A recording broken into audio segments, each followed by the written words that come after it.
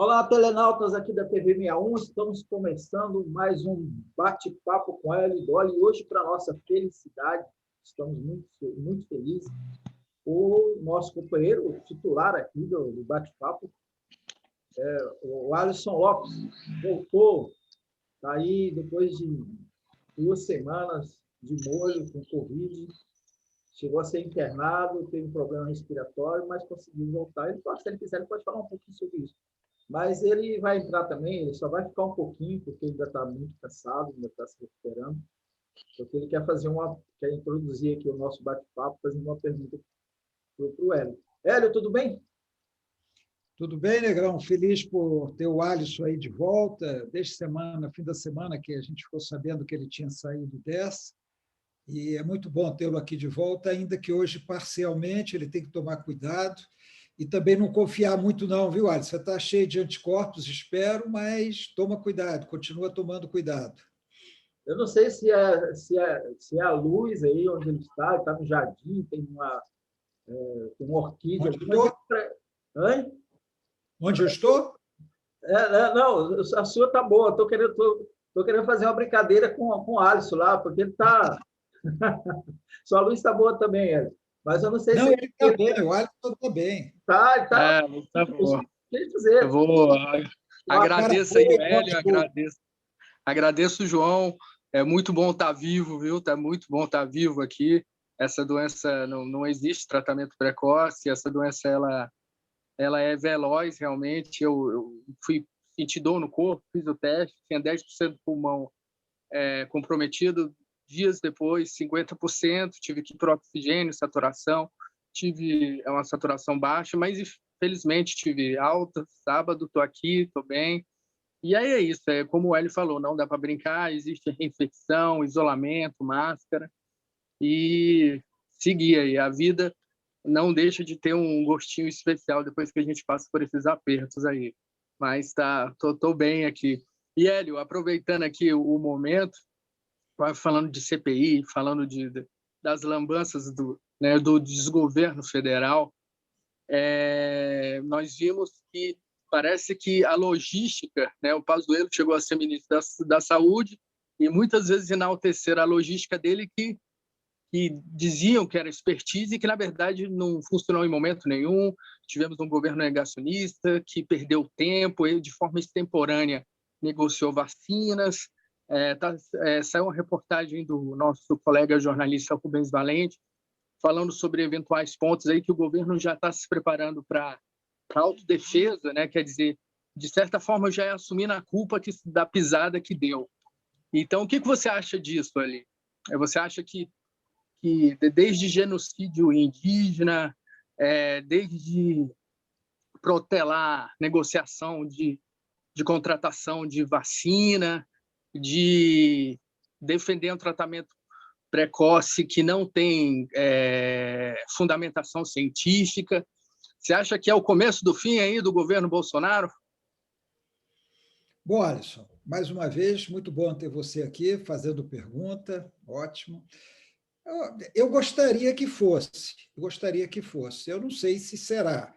Como nós vimos nessa matéria que você falou, o governo já está se preparando para responder a 23 questionamentos a respeito dessa CPI, vários deles que envolvem o Pazuello. Essa história de logística, isso é papo furado, né? Você saber fazer logística em tempo de paz, com tudo, rotinas estabelecidas, tudo fácil, uma coisa. Eu queria ver o Pazuello numa guerra. Logística numa guerra é diferente. O Pazuello demonstrou que é absolutamente ignorante em termos de logística, não entende nada de logística. E não sei se vocês viram também ele andando sem máscara num shopping em Manaus. Saiu isso hoje, ele sem máscara, andando no shopping de Manaus. Aí alguma pessoa chegou para ele, cobrou a máscara, ele falou, onde é que compra? Ele não tem logística nem para comprar a máscara, ele não sabe nem onde se compra a máscara, depois de tanto tempo de pandemia. É um imbecil completo. Pazuello é o exemplo do militar ignorante imbecil. É o típico, é típico. Mas voltando, então, é natural que o governo esteja se preparando, porque ele tem que fazer a sua defesa.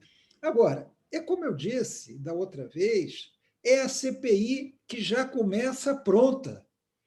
porque está tudo documentado. Vamos pegar por ponto. Cloroquina. Está mais do que documentada, estão documentadas as falas do Bolsonaro em defesa da cloroquina, do próprio Pazuello, as normas do Ministério da Saúde, os protocolos do Ministério da Saúde defendendo a aplicação da cloroquina.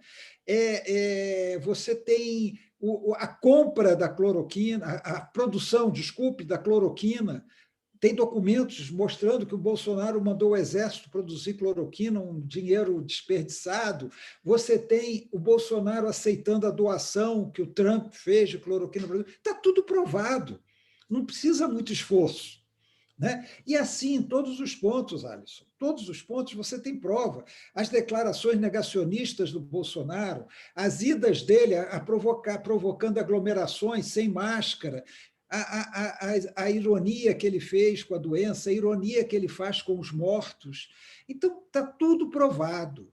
Essa CPI só não chega a bom termo e responsabiliza Bolsonaro, crime de responsabilidade, se não quiser, se a maioria dos senadores não quiserem, porque ela está pronta. Ela está pronta. Outro dia nós falamos, né, Negrão, o relatório do Tribunal de Contas da União. Tem um relatório do Tribunal de Contas da União que mostra todos esses erros cometidos pelo governo, a liberação de pouca verba em relação ao montante disponível, né? Todos os erros, todas as coisas estão muito bem provadas. Então, essa CPI, Alisson, ela tem tudo para dar certo. Ela não vai dar certo se não quiserem, se conseguirem sabotar. Eu, pessoalmente, já falei isso aqui para vocês também, eu não confio na maioria dos senadores. Eles têm uma posição hoje, mudam de posição e são altamente suscetíveis a alguns estímulos externos. São altamente, vários deles são altamente suscetíveis. Hoje eu vi o Álvaro Dias criticando a composição da direção da CPI. Ele não quer o Omar Aziz de presidente e o Renan de relator. Ele quer o Eduardo Girão. Ora, o Eduardo Girão está fazendo o jogo do Bolsonaro. É o cara que apresentou a proposta da CPI para investigar 27 governadores e 5.540 prefeitos. Esse cara não quer CPI. Mas o Álvaro Dias, que é metido a moralista, o denista, né? Para os mais novos, o denista é aquele falso moralista que sempre que perdia a eleição procurava os quartéis para dar o golpe e colocá-lo no poder. O Álvaro Dias também está querendo fazer esse jogo da negociação. Ele colocando o Girão, que é do partido dele, o Podemos, ele pode negociar à vontade. É um falso moralismo esse.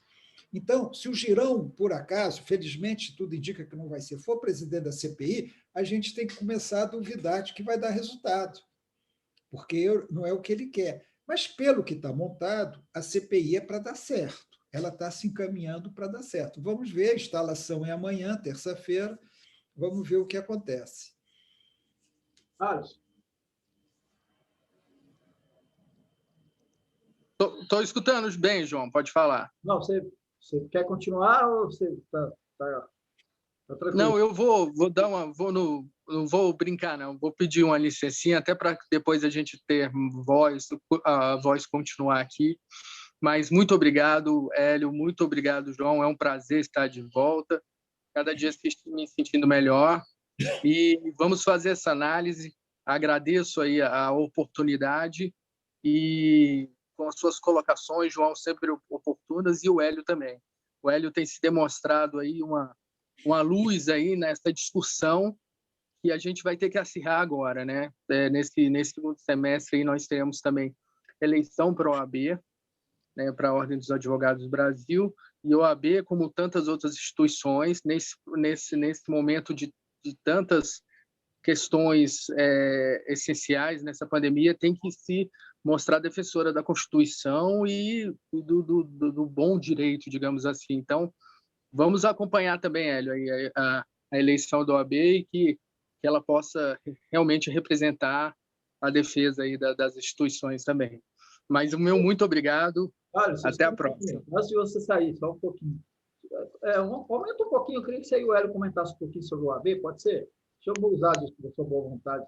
Eu acho que é importante, né? Você pontuou muito bem que a OAB sempre exerceu um papel importante na na política brasileira, principalmente nesses momentos de obscuros, né, que a gente viveu no passado com a ditadura e vive agora com o governo do genocida.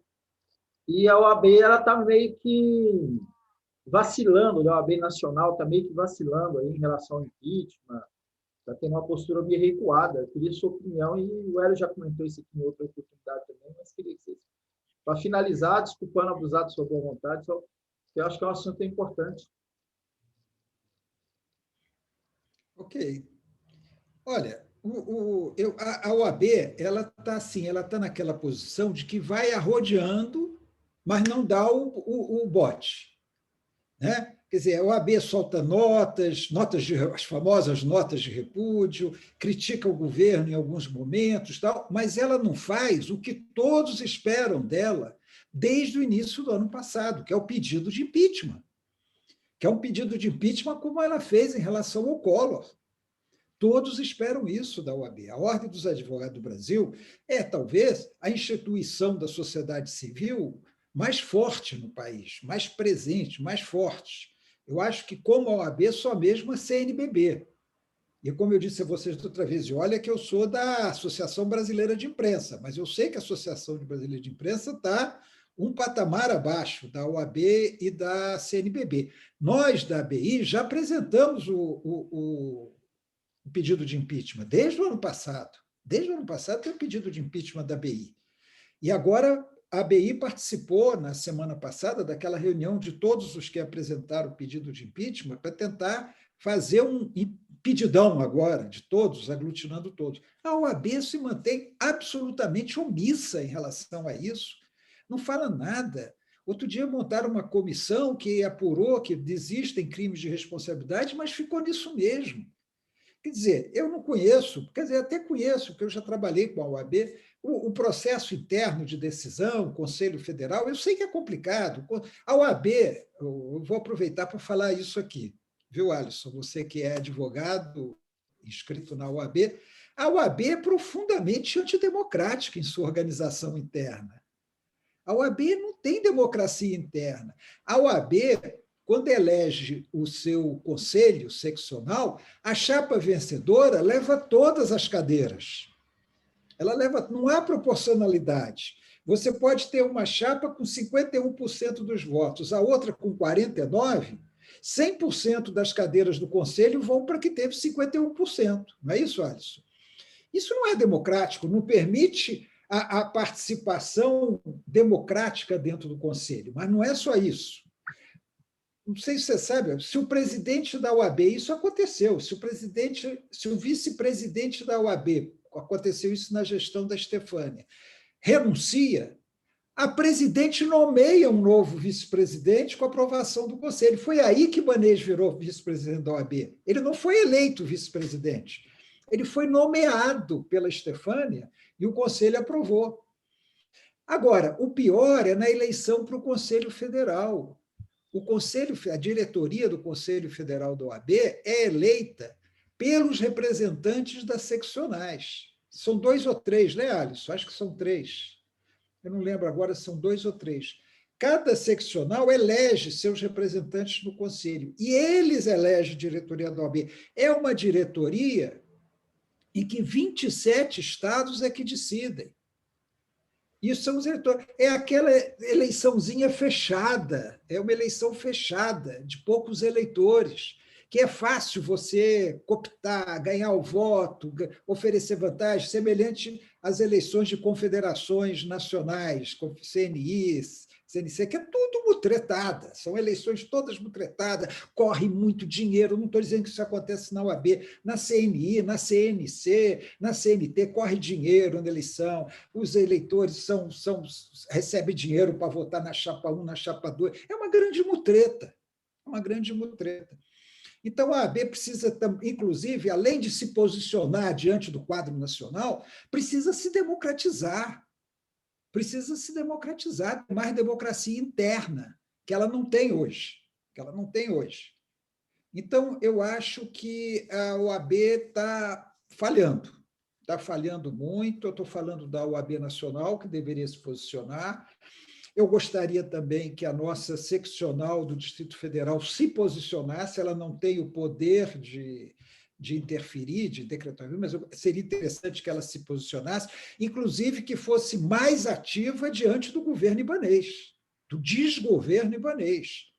Até porque, como o Alisson mesmo sabe, essa chapa que ganhou a eleição da OAB no DF confrontou e derrotou a chapa apoiada pelo ibanês. O ibanês foi lá para a porta do ginásio fazer boca de urna a favor da chapa que acabou sendo derrotada. Ele foi lá fazer boca de urna. Aliás, muitos dizem, eu acho até pode ser verdade, que a chapa foi derrotada porque o ibanês foi lá fazer boca de urna, que se ele não fosse lá, a chapa não seria derrotada, porque as pessoas falam, pô, que chapa independente é essa? Que o governador vem fazer campanha para ela. Essa chapa não terá independência, essa diretoria não terá independência. Muitos advogados teriam raciocinado assim. E eu acho que a atual diretoria tem que se posicionar mais em relação ao desgoverno do ibanês, tem que criticar mais, tem que apoiar mais ações mostrando que esse governo também está sendo negacionista, está apoiando a política que é anti-combate à pandemia. Então, eu acho, viu, Alisson, e você como advogado, inscrito na OAB, dirigente, participa de uma comissão muito importante, da Comissão de Memória, participa das atividades de direitos humanos, a OAB está devendo. Tanto a seccional do Distrito Federal quanto a OAB Nacional estão devendo à população um posicionamento mais firme diante desse negacionismo e desse genocídio que nós estamos assistindo. Tem comentários? Perfeito. Eu concordo e vejo o seguinte, né? Esse momento pré-eleição aí, onde existe essa sedimentação ali a movimentação ali, né, das chapas, né, a provável tentativa de reeleição do Hélio, um grupo ligado provavelmente ao ibanês lançando candidatura, uma terceira via, talvez mais progressista, ou outros pequenos grupos também que, no frigir dos ovos, também fazem diferença, porque a última eleição foi bem acirrada, foram, salvo engano, 200 ou menos votos que garantiram a vitória do Hélio. Então, eu acho que isso, o que o Hélio falou, é verdade. Fazer uma discussão, eu sempre cito, invoco, né, Sobral Pinto, e falo assim, realmente a advocacia não é uma profissão de covardes. Então, tem que se fazer uma discussão. O que é o melhor para o país? O que é o melhor para a nossa territorialidade, aqui, o nosso chão que pisamos? Então, o mínimo é que a gente faça uma discussão séria e que a gente possa fazer com que a OAB haja de maneira no tempo certo, né? Não de maneira extemporânea, mas no tempo certo. Mas é isso, muito obrigado, João, muito obrigado. Peço licença aí e vou me ausentar aqui, puxar um ar. Toma cuidado, Alisson. Valeu, Alisson. Tchau. Se cuida aí.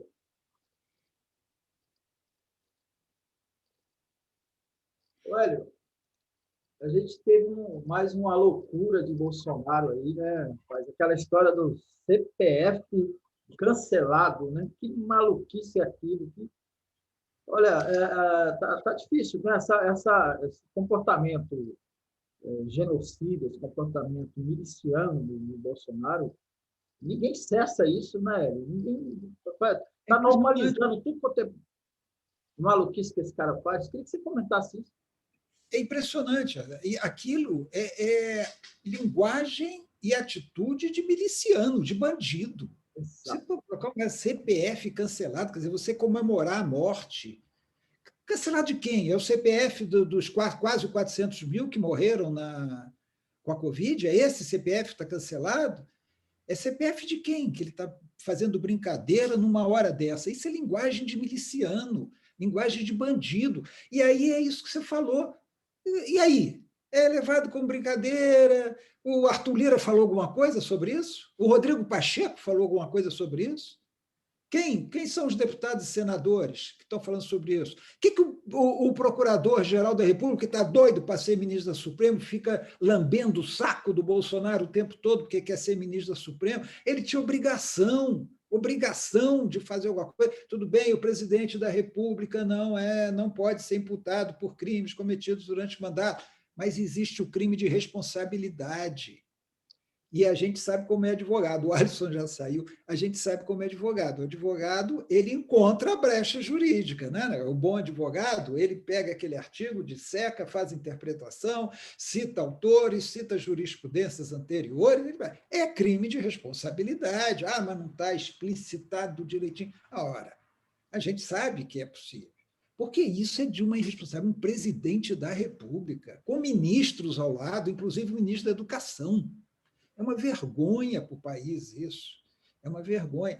Então, isso aí se tornou normal, esse comportamento do Bolsonaro, essa coisa dele. Um ex-ministro da Saúde andando sem máscara num shopping, né? Um general andando de máscara num shopping, ministro da Saúde. Quer dizer, essas coisas se tornam normais e são tratadas com normalidade. E eu lamento muito que alguns setores políticos, tanto à esquerda quanto à direita, a direita democrática, ficam fazendo análises pragmáticas de que é melhor deixar o Bolsonaro se desgastando e derrotá-lo na eleição e tal. Enquanto isso, as pessoas estão morrendo.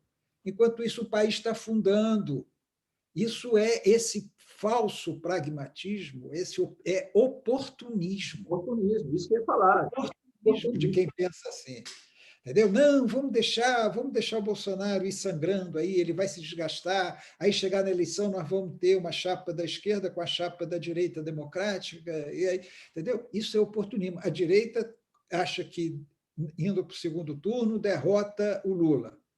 O Lula, não digo o Lula, a pessoa do Lula, muitos adeptos do Lula achando que o Bolsonaro não vai para o segundo turno e aí a gente derrota a chapa da direita. Não é esse o raciocínio que nós temos que ter hoje. O raciocínio que nós temos hoje é o seguinte: impeachment do Bolsonaro, tirar o Bolsonaro do cargo o mais rapidamente possível para estancar essa situação sanitária e econômica que o país está vivendo, inclusive em relação à sua imagem no exterior.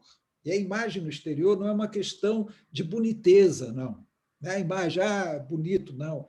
É uma questão que envolve o respeito que o país tem que ter até para fazer negócios com outros países, para exportar e importar, para receber recursos, para receber auxílios.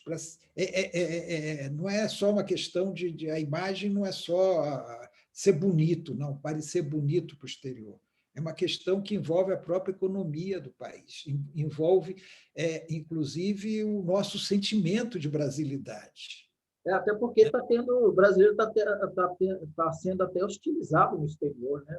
Na França. Mas é natural. Quer dizer, o brasileiro hoje ele é visto lá no exterior como o cara que está levando o vírus, como o cara que tem um idiota no presidindo o país e não faz nada. A nossa passividade, outro dia eu escrevi no Twitter, a passividade das pessoas na fila da vacina aqui no Instituto é uma coisa que me impressiona, Negrão. Sabe, as pessoas se dispondo a ficar horas na fila para receber um direito, que é a vacina, sem reclamar, sem fazer nada. Quando um governo incompetente não consegue organizar uma vacinação. E os métodos para organizar a vacinação não precisam ser inventados, eles estão aí disponíveis, é só olhar.